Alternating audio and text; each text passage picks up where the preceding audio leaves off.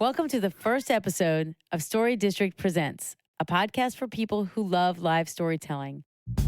I'm Amy Sedman, your host, and I'm also the director of Story District. Story District has been putting on live storytelling shows, coaching and teaching classes in the art of storytelling for the last 20 years.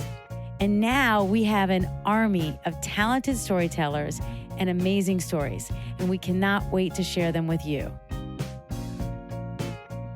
Each week on the podcast, you'll hear a story that was told live on the Story District stage, and then you'll get a chance to meet the storyteller. I'm super excited to introduce you to our very first guest. Can you say your name? I'm Chris Wade. Chris Wade is a retired police officer, a DC native, and he holds the questionable title of having won our Worst Date Ever contest. The story you're about to hear was performed in a show we called Divine Intervention. Listeners, a quick reminder that this podcast is meant for an adult audience. We talk about adult things and we use adult language, so please keep that in mind before we begin. Enjoy the story and stick around afterward for our conversation with Chris. I was in the room all alone. The lights were dim, the door was locked, and my seat was reclined all the way back. I had a stack of porno magazines to my right and porno DVDs to my left. And the best part about it is my wife was actually giving me permission this time. You see, after getting married, we tried for a number of years to have a child, and by the time we were in our 40s and it hadn't happened naturally, we decided to pursue in vitro fertilization.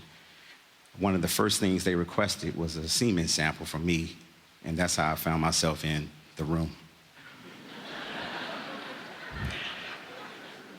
A few weeks later, they called me to come in for a second sample.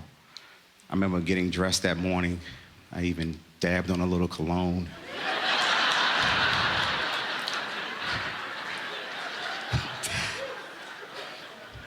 Put on some sweats. And when I got there, they gave me a sign that said, "Do not enter," and told me to put it outside the door. But when I went in the room, it was different this time. There were no porno magazines or no DVDs, no recliner.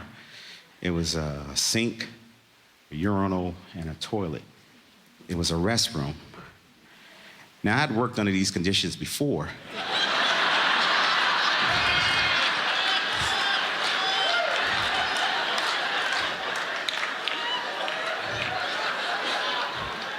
But every time I'd almost get there, somebody would jiggle the handle, and I had to yell out, "Read the goddamn sign!"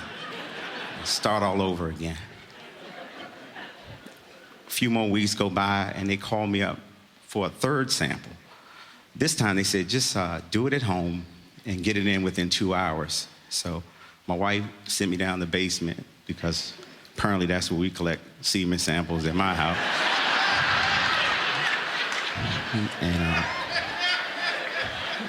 And I wasn't upset, because I'd worked under these conditions before.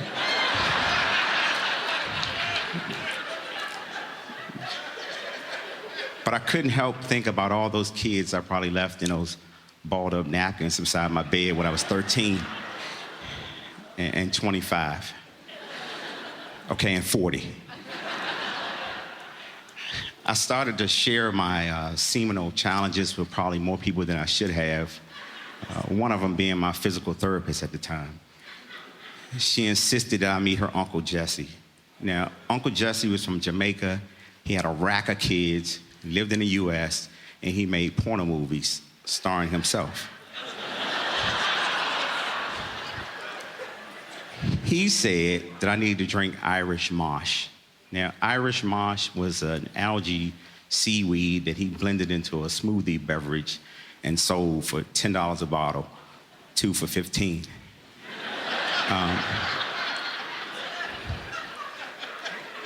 Our first meeting was real brief. "How much kidney you want?" I was like, "Excuse me? How much kid you want?" "Oh, just like 1 or 2 kids." "Hey, yo, just drink it, man." And I became his best customer. I shared it at church, and Deacon Jones caught me after one of the services and pulled me to the side and said I need to drink his Chinese extract. He claimed it was made up of Chinese herbs and minerals that had helped with fertility for centuries. And he sold it for $10 a bottle, 2 for $15. I took my first sip, and the first thought that came to my mind is like, maybe we can adopt. Or start spending more time with our nieces and nephews. But I was committed, so I became one of his customers. And that's how I met Dr. Dr. Wu was the brother of the cashier that sold the Chinese herbs and minerals to Deacon Jones. Now, he did acupuncture, and he said if my wife had a treatment, that it would help with our fertility challenge. My wife was totally against it, but I talked her into it, and we made an appointment. We went to his office, which turned out to be a house over in Northwest, and went into the treatment room, which looked a lot like a living room. And that's where I watched my wife go through what appeared to be an extremely painful acupuncture treatment. At one point, he plugged something in and started shocking her, and she was jumping and twitching. It looked so painful that I couldn't take it anymore, so I looked away.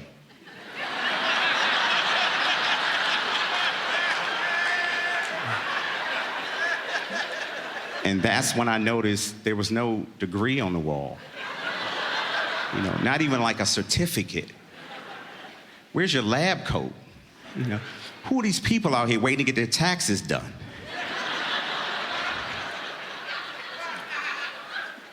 So I'm feeling guilty, so to console her, I leaned in and I grabbed her hand and I whispered to her, I love you. And I remember she turned, she looked at me right in my eyes with tears streaming down her face. And she said, I'm gonna fuck you up.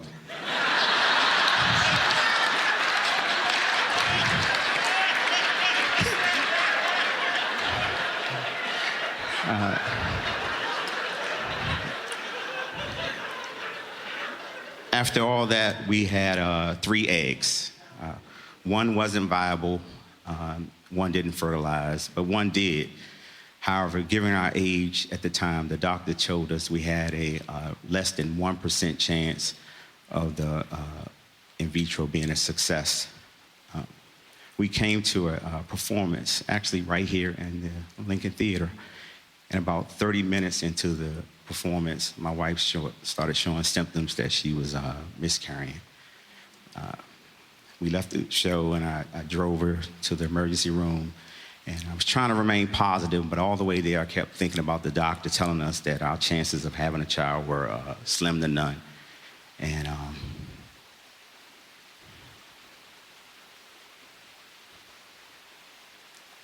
I remember what Sergeant Rowe told me.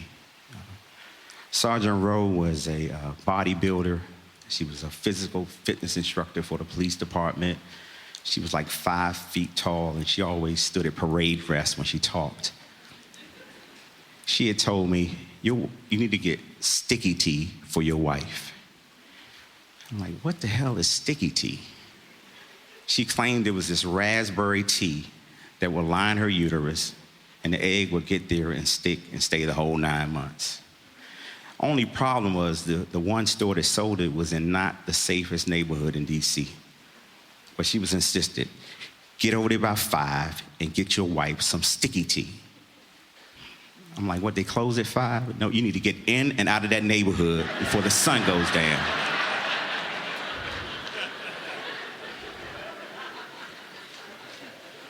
So I went and got a box of sticky tea.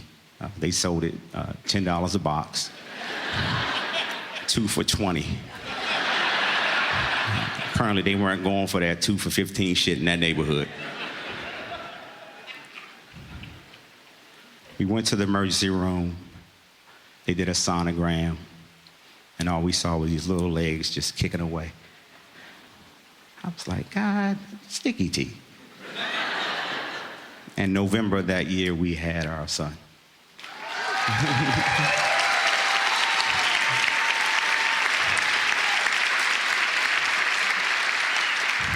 A few years later, we decided to try in vitro again, but we had exceeded the age limit. So to cheer ourselves up, we went to a comedy show in Philly and saw 5 of the most hilarious comedians ever, and then went back to the hotel and had that bomb hotel sex. 9 months later, we had my daughter.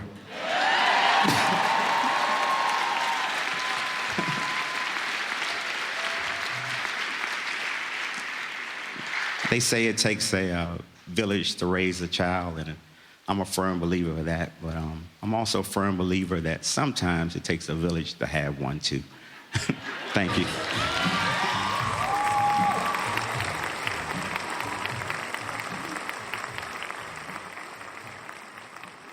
Say your names again.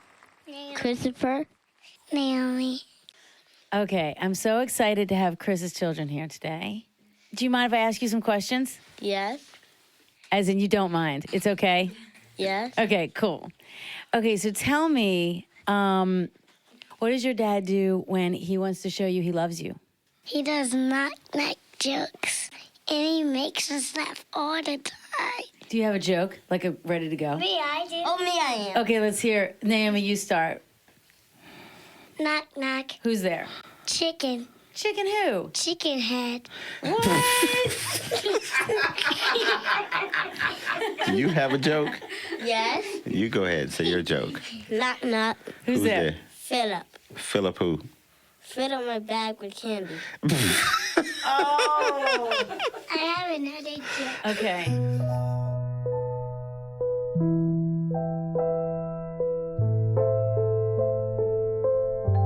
Okay, your kids are adorable. And I love that this whole story is about how hard it was to get them. And now we get to see the results of your efforts. So I kind of want to start with the fact that every story requires that you cut a lot of things. I'm so curious what you left on the table. Like, was there anything that you wish you could have told us? That actually all this happened during that Stormageddon, that 2010, when we had that blizzard. So getting the medicine my wife needed, they all ran out in the city. We found one pharmacist up in like 19th and K. So we caught the metro as far as we could go, and then we got out and we walked down K, like in the middle of this. Oh my God. snow. We went out to Gaithersburg for a one-day thing, got snowed in. We ended up there 3 days, and I bought everything out the vending machine, hoarding food. Wait, because you had started and you really can't stop. Right. You got to keep going or you lose all that Right. effort and money. Yeah. Yeah, so after my initial semen samples, Yeah. it's just a matter of her doing these shots, and then they get these follicles. I was excited because we had 14 follicles, but 90% of those don't turn into eggs. Yeah. So we ended up with 3 eggs, like I said in the story, and then one wasn't even viable, and then the one didn't fertilize. So we really only had the 1 egg. And to be honest, our age didn't make it any better because we were both 40. Yeah. And at that age, with 1 egg, you had a 1% chance of that. See, that doesn't even make sense. I know. Do you credit any of these extra things you did? Did you think that one of those things worked or a combination of things worked? The sticky tea. You do? I do. I don't know, because we've referred sticky tea to like at least 4 other people who've had kids. Did you go back to that person and tell her what happened? She was at the last show. She was at the top show. What did she think? She was like really in awe. Yeah, she came out. She didn't even know what the story was about. So she didn't know she was in it or anything. She was really, yeah, Sergeant Roman is. Yeah. Wait, Sergeant Roman, okay. Yeah, she came out. So let me ask you about being a dad. Mm-hmm. So being a parent is not easy. So what's it like when you have worked so hard and prayed for this and gone through all these hoops to get kids, and then the reality is, then you have kids? Yeah, I think the reality didn't kick in until we were leaving the hospital and driving home. And we both had that look like, when we got home, I think I have a picture of me. I'm like standing there like, what am I going to do with this thing, for the rest of, from here on out, it's different stages, like sometimes they get on your nerves, and then it's always rewarding, that always trumps the little stuff. Like I have a bad day at work and I come home and, Daddy, that thing. Or like this morning, I was helping her put on her shoes. She kissed me on the top of my head. She said, now you have love on your brain. You know, little stuff like that. Yeah, and that's what I do on the inside.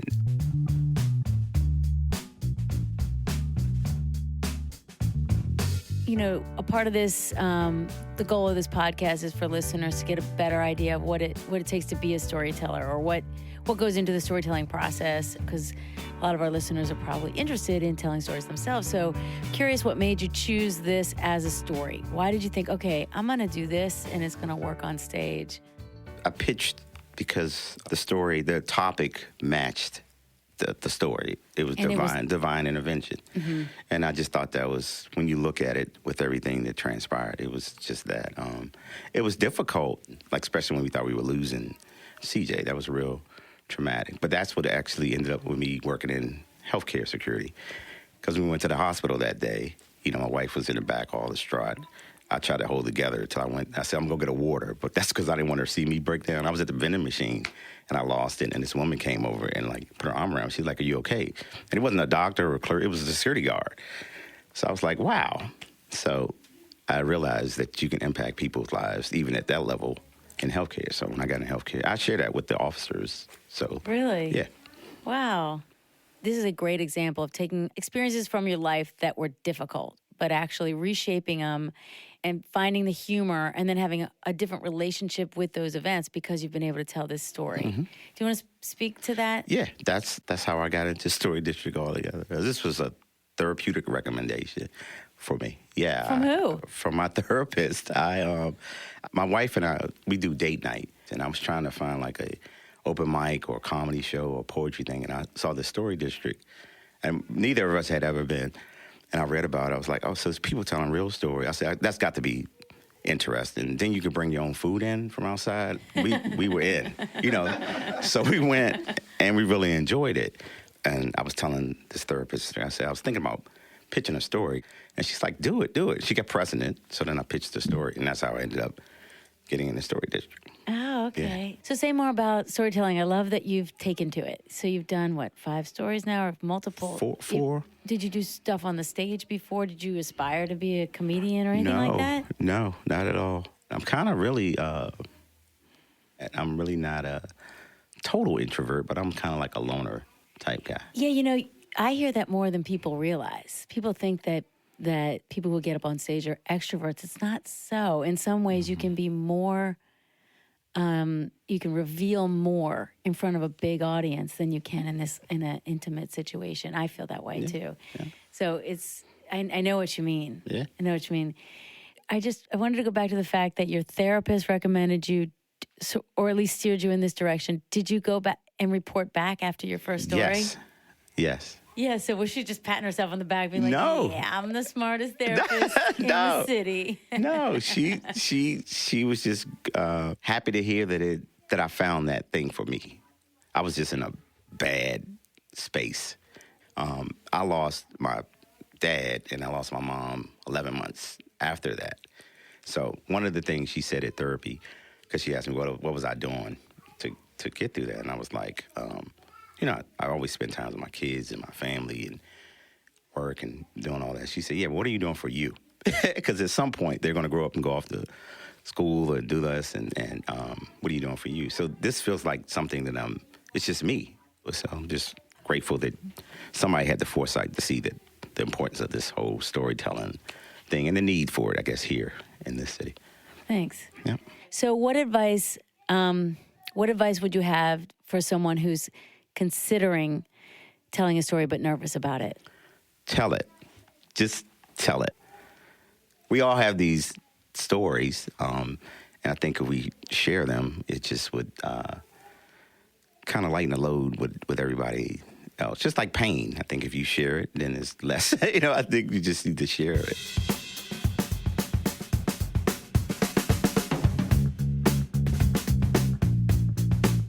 Chris, thank you so much for coming in today. I want you to keep telling stories. I want you to keep telling stories for Story District. Get those kids on the storytelling train. We'll get them in about 10, 15 years. Thank you. That's it for our first episode of Story District Presents. Thank you so much for joining us. If you enjoyed this episode, please subscribe, leave a review, and tell your friends. You can find pictures of Chris and his family on our website, storydistrict.org. And while you're there, get tickets to a show, pitch a story of your own, sign up for a class, or hire our consulting team for your business or organization. Our show is produced by Lizzie Peabody, Ronald Young Jr., Alana Nevins, Nick Hill, and Tim St. Clair. Special thanks this week to Chris Wade and his children, CJ and Naomi. I'm Amy Sedman, and this is Story District Presents. See you next week.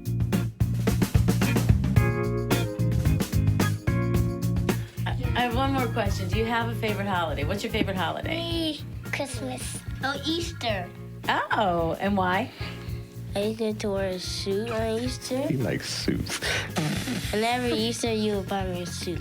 You're just like a little GQ getting ready to be Fancy. Yeah. My brother always fancy. Mom.